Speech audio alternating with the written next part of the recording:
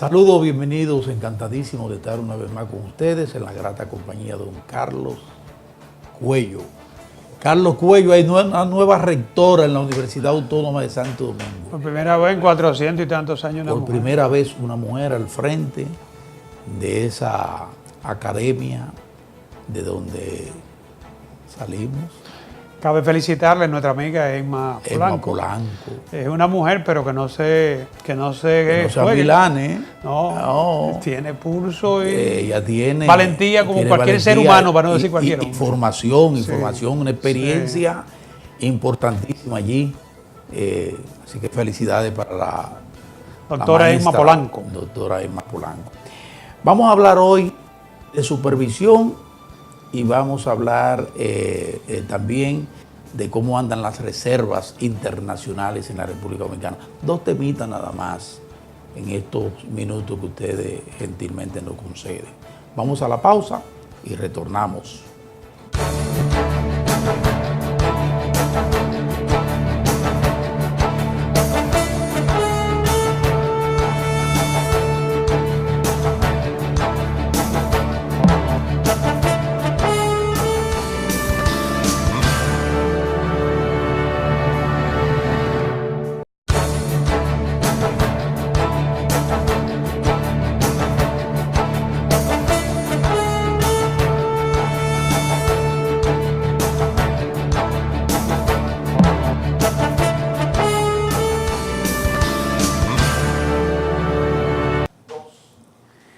La Superintendencia de Bancos desarrolló esta pasada semana un segundo ciclo, una segunda actividad que va dirigida fundamentalmente a lo que es su naturaleza, que es fortalecer todo el sistema de supervisión del sistema financiero dominicano.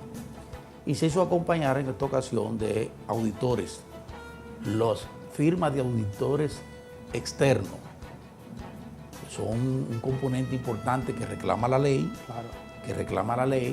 y que conjuntamente con los auditores que de por sí tienen la superintendencia y los auditores que tienen el sistema financiero en sus respectivas organismos, pues van en una misma dirección, darle solvencia, fiabilidad, confianza y fortalecer el sistema bancario. Y ustedes saben que, como hemos dicho aquí, en la medida en que tengamos un sistema financiero sólido, en esa misma medida vamos a garantizar uno de los principales pilares para mantener la estabilidad económica de cualquier nación, sobre todo de una nación como esta. Entonces, Carlos, en esta semana, como dije, es la segunda ocasión que hace la superintendencia esto, llama a esos supervisores y analizan todos los elementos, lo que hay que incorporar, aquellos que han sido revisados hay que mejorar o sacar, pero todo en procura de ir fortaleciendo el sistema de supervisión. Y en eso hay que sacarle su comida aparte al superintendente actual, al superintendente de bancos, sí, como no. Sí, yo pienso que la supervisión en nuestro país se ha fortalecido, pero eso viene desde la experiencia negativa de la quiebra bancaria del 2003. Y ahí todos los superintendentes que han pasado por la entidad, de alguna manera han dejado su impronta. Y obviamente que ya la entidad está, digamos que está fortalecida, ¿no? Tiene procedimientos, a mente que recuérdate que nosotros estamos acogidos a lo que son las normas internacionales. Como organismos internacionales. Acuerdo. Entonces eso ha obligado a que el sistema financiero se haya fortalecido, de que la supervisión responda, digamos, a lo que deben ser sus funciones. Sí. En este caso, la supervisión, como tú bien destacas, se le ha exigido a las entidades financieras, dentro de lo que es su gobierno corporativo, incluir directores que velen por áreas especializadas, y la de auditoría es precisamente una de ellas, ¿no? Exactamente. Las entidades financieras tienen además su departamento de auditoría interna, ¿no? Porque la idea es tratar de diagnosticar las cosas antes de que sucedan, ¿no? Debe ser. Y por supuesto que hay lo que se llama una especie de auditoría, tanto por las que lleva a cabo la superintendencia, como la que las entidades como empresas públicas deben llevar a cabo. Entonces, esa área la cubren firmas reconocidas de auditores. Generalmente son firmas internacionales. Sí. No porque se discrimine el material criollo, sino porque... Pero es un componente importante, ese factor externo que oculte y vea. Yo pienso que es un elemento adicional al trabajo profesional que hacen los auditores internos. Claro, a medida de que esas firmas internacionales tienen prácticas globales. Globales, exacto. Entonces eso es hasta cierto punto es una buena garantía, un aval para usar esos servicios. Pero además hay que destacar también, recuérdate cuando los bancos adquieren extranjeros, una de las grandes luchas del primer banco dominicano después de la debacle de los años 30 fue ganar la confianza de los depositantes locales. Exactamente. Porque la gente se había hecho la costumbre de que los bancos extranjeros eran los que merecían la confianza, ¿no? Así es. Sí. Y esa obedece a una razón fundamental. Cuando una entidad extranjera está radicada aquí, tiene un nombre, una marca internacional que no puede dejar embarrar.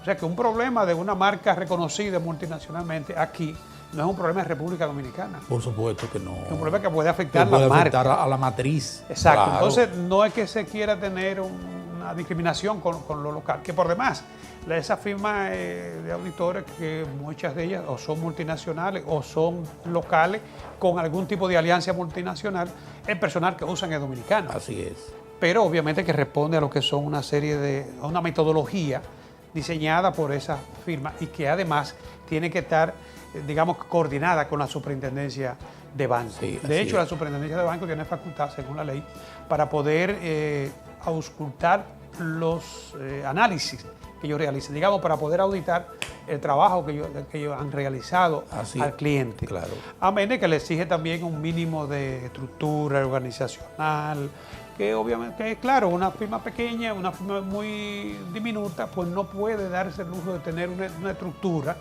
que responda o que garantice por lo menos lo que debe ser el respaldo que busca el público. Fíjate que en los fracasos financieros que hemos tenido en los últimos tiempos, lo primero que se busca es que hubo debilidad de los auditores. En la supervisión, sí. Claro.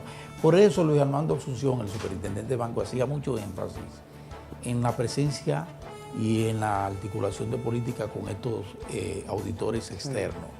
Porque él dice que la supervisión es una cadena de herramientas que deben estar constantemente siendo evaluadas en sí mismas. Sí. Se van evaluando para ver resultados.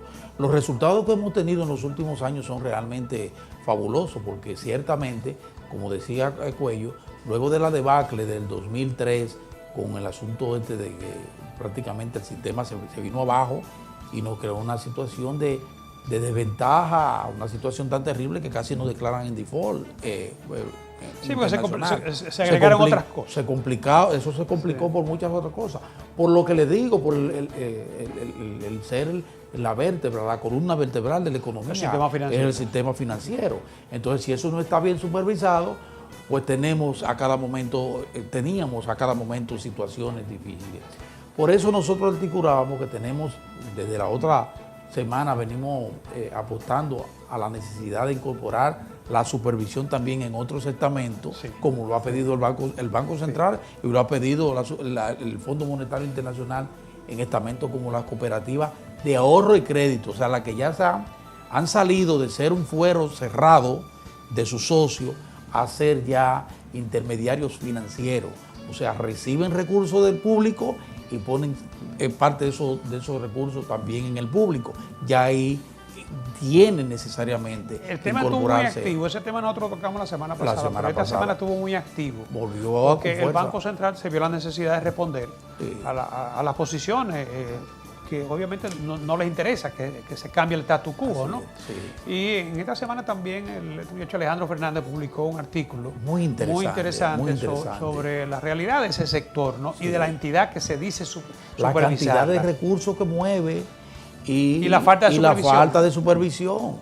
Ahí no hay nada. No hay nada. Él decía Alejandro incluso en ese artículo que una de las cosas más elementales es que en un sistema de entidades que se supone que operan bajo políticas trazadas por el organismo regulador, no existe ni siquiera un catálogo de cuentas unificado. Imagínese. Entonces ya eso es grave, o sea, no hay procedimientos establecidos. Claro. Un grupo, lo destaca el Banco Central, la de AIRAC, entre las cuales están las más grandes, ¿no? Sí. sea autorregulado. O sea, AIRAC supervisa y regula el funcionamiento de esas entidades que están acogidas. Son las menos, pero en términos de recursos financieros son las que más mueven. Pero según el Banco Central sería como un 3% del total de las entidades cooperativas. Pero hay que supervisarla porque cualquier falla en una de esas entidades que mueven tantos recursos impacta al sistema financiero. Claro, a menos de que las que están organizadas entienden que le va a representar ventaja estar supervisada, porque le va a permitir captar recursos. Lo que ha pasado con la misma banca. Y le va a permitir probablemente ofrecerle a sus clientes otros productos, como la tarjeta de crédito, por ejemplo, ¿no? Y quizás le pueden mejorar los instrumentos de captación que tienen hasta ahora. Entonces, eso beneficia a quien está en condiciones. Muy bien. O sea que no hay razón para temer a la supervisión de las entidades cooperativas abiertas, Así es, porque las que son cerradas, que son de grupo, esas no van en el paquete. Y a propósito de captación, cuando volvamos de la pausa, vamos a hablar de los niveles de captación de recursos de moneda fuerte por parte de las autoridades del Banco Central y cómo ha sido el flujo en los últimos meses, cuál ha sido el comportamiento de las denominadas reservas internacionales. Volvemos.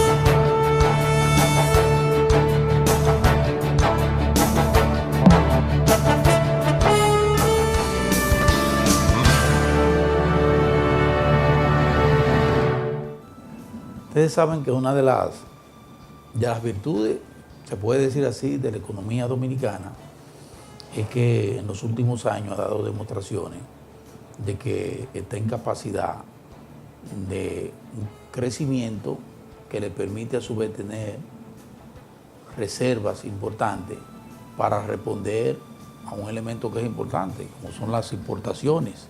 Entonces nosotros, por ejemplo, en este primer trimestre, el cuatrimestre del año, tenemos en las arcas del Banco Central recursos como para responder a 4 o 5 meses de importaciones. Eso gracias a las reservas internacionales que tenemos ahí en esas arcas. En estos días se ha dicho que esas reservas han disminuido un tanto porque las autoridades se han visto abocadas. Eso es lo que dicen los informes. Habría que ver qué dice el Banco Central. Han tenido que abocarse a conseguir sacar recursos de ahí para poder responder a un mercado que da notaciones de querer dispararse. Entonces, las autoridades quieren mantener la estabilidad monetaria del mercado cambiario y en ese sentido apelan a un recurso normal que es a la reserva cuando hay situaciones en el mercado. ¿Cómo tú lo ves? Mira, una de las funciones principales de las reservas monetarias internacionales en cualquier banco central es apoyar en el momento que se requiera el tipo de cambio. Esa es una de las funciones de la reserva de cualquier banco central. En el caso nuestro, el Banco Central había venido acumulando niveles récord de reserva. Cerramos el año pasado con más de 7 mil millones de dólares. Casi 8 mil. Se completaron los 8 mil el primer trimestre de este año, porque el gobierno colocó una alta proporción de lo que eran sus necesidades financieras en el exterior. Casi lo que iba a necesitar para el año lo colocó en el primer trimestre. Y entonces, obviamente, esos recursos ingresaron al Banco Central y sobrepasó la Reserva Monetaria Internacional los 8 mil millones de dólares. Pero obviamente que eso no tenía por qué mantenerse estático. Cuando el Banco Central ha estimado necesario apoyar el tipo de cambio, lo ha hecho sin hacer mucha bulla. En este mes incluso, fíjate que la semana pasada nosotros comentábamos que el tipo de cambio se había estabilizado y que no necesariamente un tipo de cambio anclado es la mejor condición para apoyar lo que es la competitividad de la economía y apoyar lo que es la entrada de divisas por parte de los generadores.